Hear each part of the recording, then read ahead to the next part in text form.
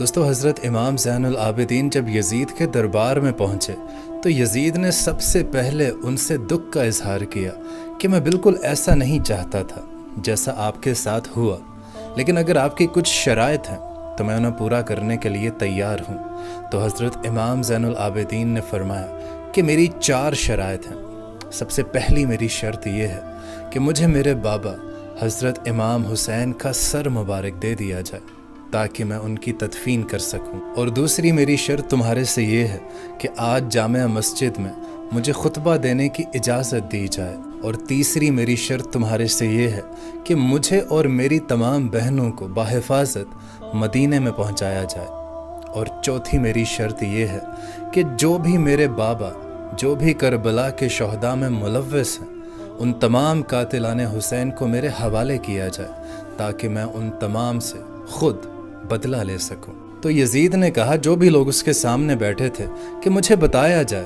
کہ امام حسین کو کس نے شہید کیا ہے۔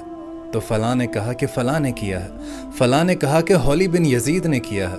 حولی بن یزید کہنے لگا کہ میرا امام حسین نے کیا بگاڑا تھا، میں اسے کیوں قتل کروں گا۔ پھر کسی نے کہا کہ شمر نے قتل کیا ہے، تو شمر بھی وہی کہنے لگا کہ میرا امام حسین نے کیا بگاڑا تھا جو میں انہیں شہید کروں گا۔ یہ قتل اس نے کیا ہے جس کی حکومت تھی، جس کو کرسی کی ضرورت تھی، جس کی حکومت کے لیے ان کا شہید ہونا لازمی تھا۔ یہ سن کر یزید امام زین العابدین سے مخاطب ہو کر کہنے لگا کہ ہم آپ کے بابا کا قتل کا تو پتہ نہیں لگا سکتے، بہرحال آپ کو آج جمعے کے دن خطبہ دینے کی اجازت ضرور دے سکتے ہیں۔ اور پھر امام زین العابدین خطبہ دینے کے لیے مسجد میں تشریف لائے، اور دوستو خطابت تو ان کے در کی کنیز تھی، خطابت تو ان کے در کی لونڈی تھی۔ امام زین العابدین نے جب اہل بیت کے فضائل بیان کرنا شروع کیے تو سارا مجمع رونے لگا۔ ایک مرتبہ پھر سب کو وہ کربلا کا دردناک منظر یاد آنے لگا کہ کس طرح یزید نے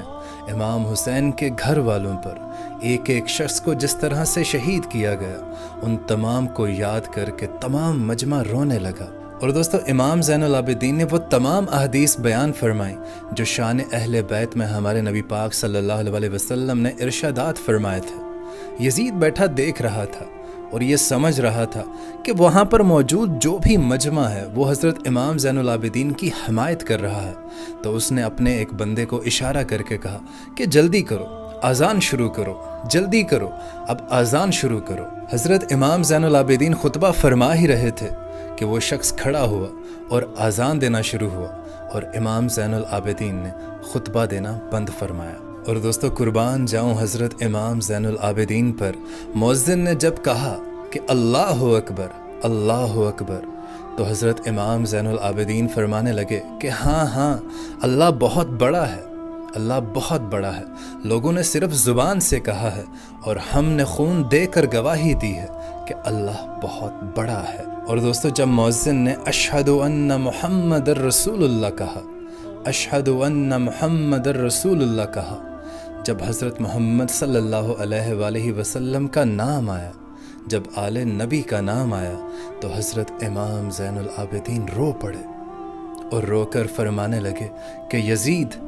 دیکھ تو صحیح، تو نے ہمارا تن من دھن سب کچھ اجاڑ دیا، لیکن آج بھی دیکھ آذان میں تیرے نانے کا نام ہے یا میرے نانے کا نام آ رہا ہے۔